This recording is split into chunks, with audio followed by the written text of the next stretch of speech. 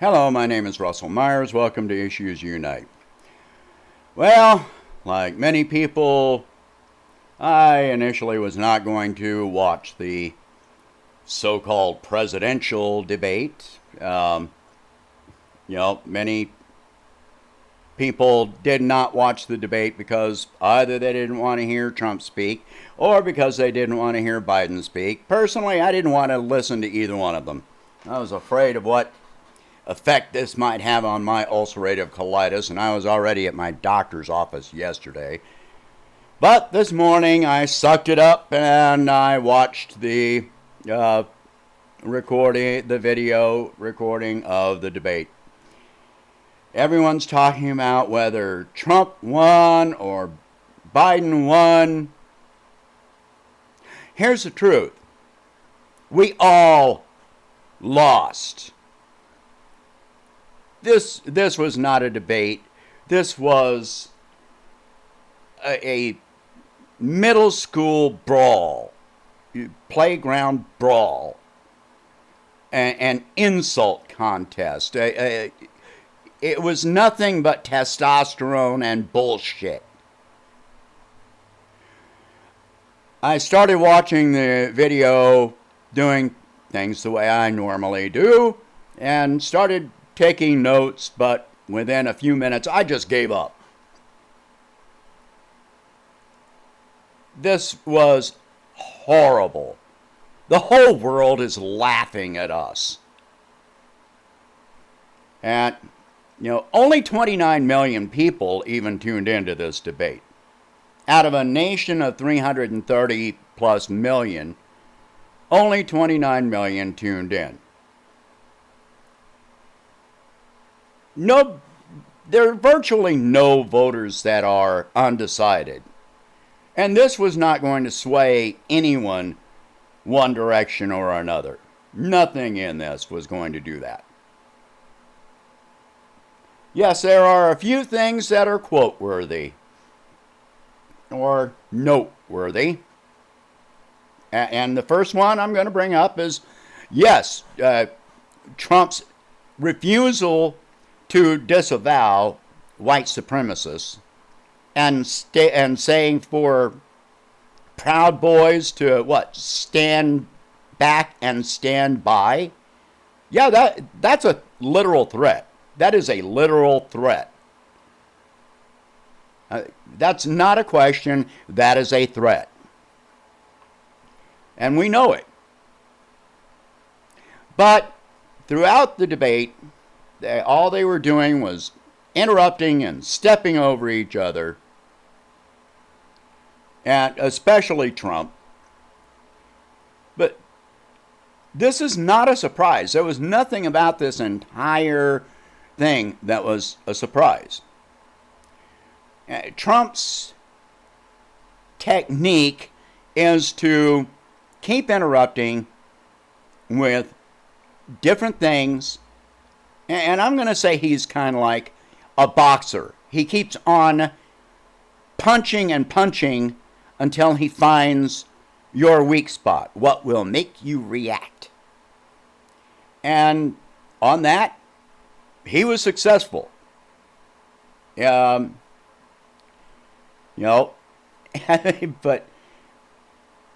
neither one of them could stick to a point.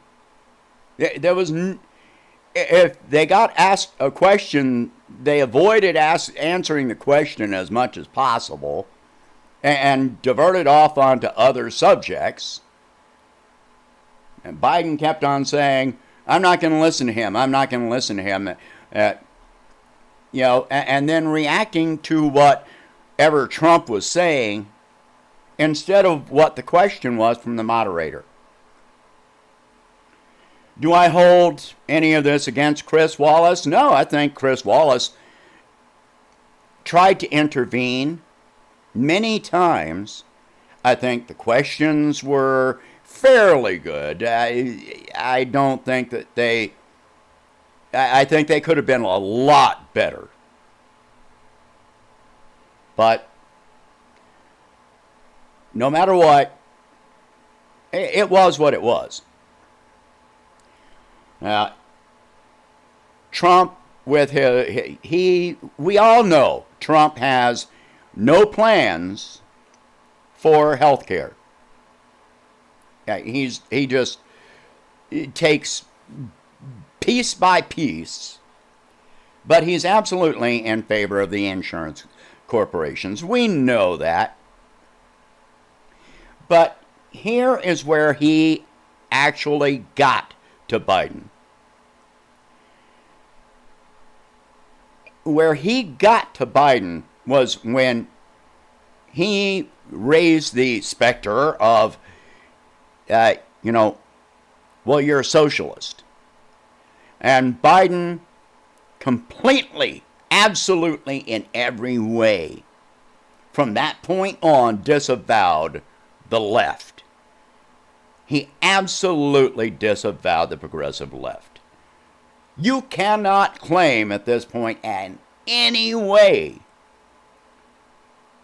that if you support Biden at all, that you are actually a leftist, actually democratic, actually a progressive. You're none of those. You don't get to lay claim to any of that. Just give it up. You can stop referring to yourself that way. And don't say you're a liberal. You are a neoliberal, which means neoconservative. That's what you are. That's all. When Trump said, I mean, you can watch, and the point where Trump said, you just lost the left. At that moment, watch Biden's face. He looked like he had been punched. And that was the longest pause that Biden took during the entire thing. But then he continued on. No, I beat the socialist. Trump talks about a manifesto. What he was talking about was the Unity Commission that was formed by the Biden campaign and the Sanders campaign, where Sanders was allegedly going to get some concessions from Biden, just like Sanders was going to get concessions from Clinton in 2016, and none of that ever happened. So you can't be shocked in any of this. There's no surprise there. But he kept on. Well, he talks about expanding, and reinstating and expanding the ACA, Obamacare. Well, Trump is in favor of the corporations. Well, Biden is just saying that he's more in favor of the corporations. And, he says he'll, offer a public option to people that earn so little that they are eligible for Medicaid. Think about this. What happens even if you come up just barely above the point where you're eligible for Medicaid? Well, then you've got to pay insurance premiums. So financially, you're no better off. And you got deductibles and co-payments, etc. Biden at no point ever tries to claim that his plan would be more affordable for Americans. And he doesn't talk about everyone having health care. He talks about everyone having coverage, which means insurance coverage. But coverage doesn't mean care. I've had insurance coverage over and over through my life. I don't even carry insurance at this point in my life because I don't spend enough on health care to warrant it, even though I've got a chronic health condition. Because then, on top of the premiums of $400 to $800 a month or something like that, I would also have a $3,000 premium or deductible to pay. and then co-payments, and they could deny paying for anything they wanted to deny coverage for. They're not going to send me my premiums back if they deny it, no matter how much I need it. And they, none of them will cover any doctor that you want to go to. The doctor has to be in their plan. Why do they have to be in a certain plan? Why don't all insurance plans cover any doctor you go to? Why? Even as a nurse, I can't really tell you. It's only a financial agreement between the doctor, hospital system, whatever, which is the most profitable for that system. And it should not be that way. But he makes no mention of making any changes to that. He makes no mention of placing a cap on deductibles or premiums or co-payments or anything like that.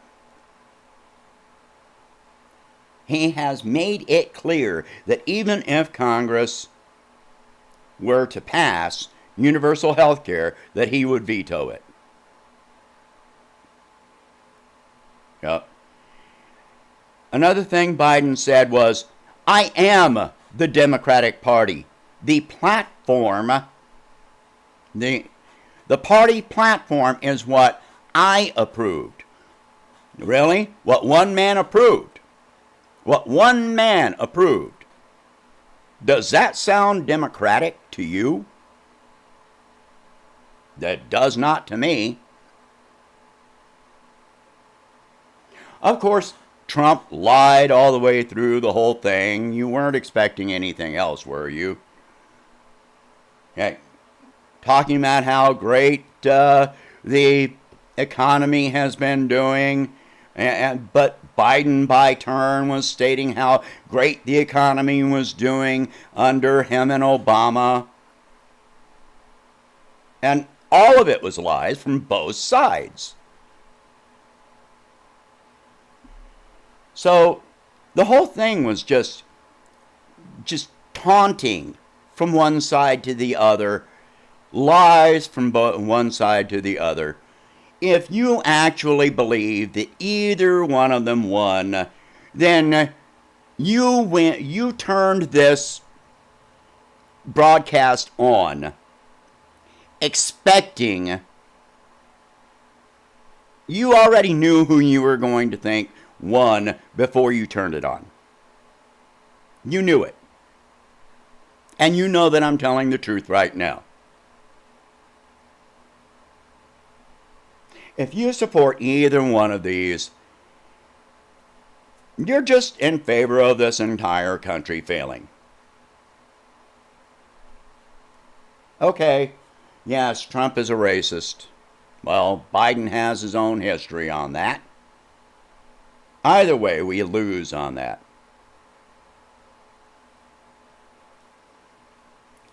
Neither one of them really discussed anything of any substance about improving access to medical care, improving the economy, and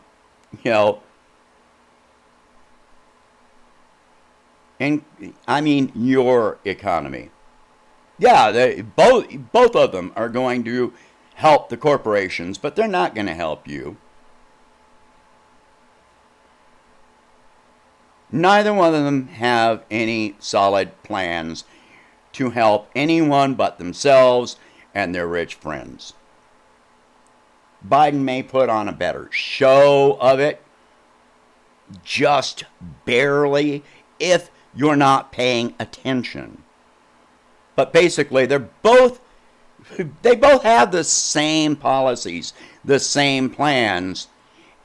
It's just worded differently.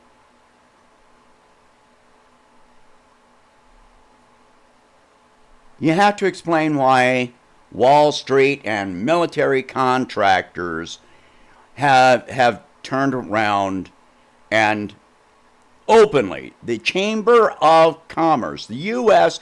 Chamber of Commerce, has openly stated that they are in favor of Biden. That their members are member corporations, are donating to the Democrats. Why? Why are the corporations donating to the Democrats, to the Biden campaign? Because that's where they think they will get the most profit. At your expense. At the fall of this country's expense. It doesn't matter which side wins. If you consider either one of these two gaining office, then define winning.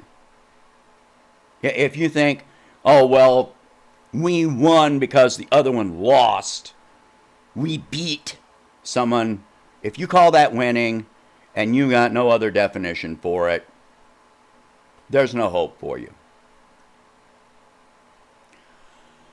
So, this is where we're at now. And this whole thing is just garbage.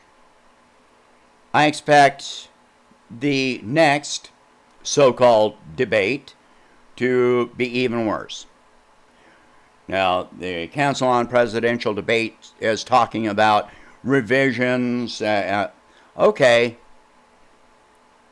Since 2016, in 2016, I was saying what should happen at these debates is that if you ask one candidate a question, then everyone else's mics are cut off.